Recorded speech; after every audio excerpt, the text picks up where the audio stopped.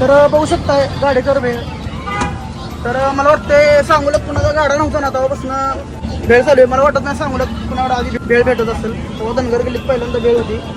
तर भेळ खाऊया आता. ओके. आणि माझे चुलत मामा आहेत सांगायला विसरलो.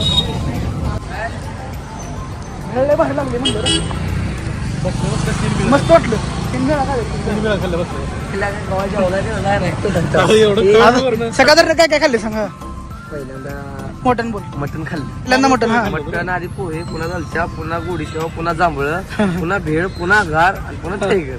आणि पेरू राहिला ही पेरू खाल्ला. पेरू खाल्ला काय लागा विषयाला असं काय बोलू असते बरं. किती पण भेटले थोडं दिसतच नाही कडं हाय. नॉनसेन्स. मग माझ्या मामाने आज सांगितलंय